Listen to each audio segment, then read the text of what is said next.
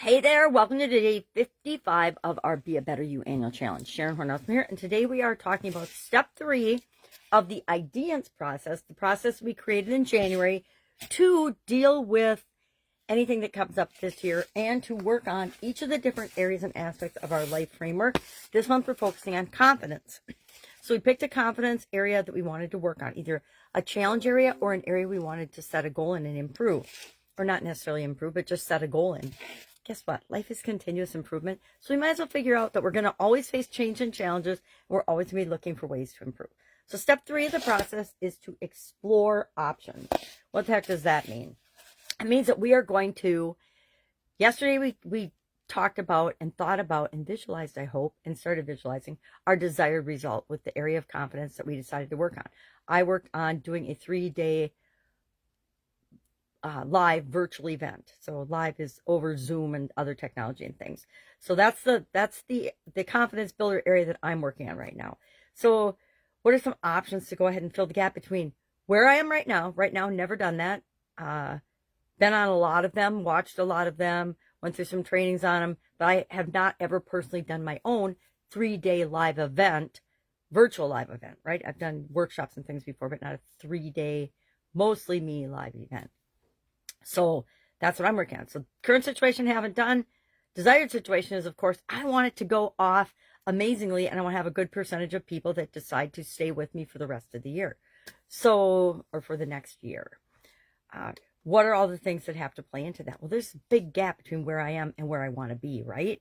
So how do I start filling that? Well, I brainstorm different options and different possible ways to get me from where I am to where I want to go. And that's our assignment today. Brainstorm at least 10. And I don't know, a couple years ago, I landed on this. Keep it simple. You don't have to brainstorm 100, but brainstorm 10. The truth is, the more items you brainstorm to start filling that gap, the more likely you are to land upon the one that is perfect for you to take action on right now. But brainstorm some way. There's a gazillion different ways to brainstorm. If you've never brainstormed before, all you do is you sit down with a piece of paper and you start writing down whatever pops into your head to fill the gap between where you are and where you want to be. I like to put the problem or a couple keywords at the top of the page just to remind me, because I save mine. I should have grabbed one to show you. And that's what we're going to do today, is come up with at least 10 different options. And then we're going to deal with those options tomorrow, because we never want to leave the scene of a decision without taking action. So that's what we'll do tomorrow. But today we first have to have choices, right? So often we get ourselves into this dichotomy of thinking, well, it's either this or that. And that's always a lie. There are always infinite possibilities of how we can deal with something or not deal with something. And it's up to us to choose the one that's right for us at the time.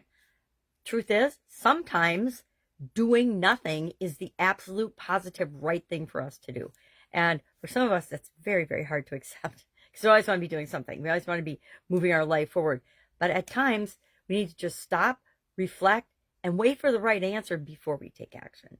So anyway, first we want to brainstorm that list. Brainstorm a list today. If you need help with this, if you've never brainstormed, you can Google how to do it, or you can Bing, or you can use whatever search engine you want, or you can ask ChatGPT. Heck, you can even ask the AI or ChatGPT to give you a list of 10 possible ways and then describe the gap that you're trying to fill or the confidence area you're trying to build. And it will give you how many ever items you ask for. So no excuse for not doing our homework, ever. I know people don't like to hear homework, but guess what? We all have homework. We all ought to be using ourselves as our own best investment and investing in our own personal development and growth. And that means doing things like reading, exploring, educating ourselves, taking courses, asking for help, finding mentors, doing the things that we need to do to help us to be a better version of ourselves. And we don't have to do it on our own, right? None of us have to do it on our own. Any questions? Ask. Otherwise, I'll be with you tomorrow.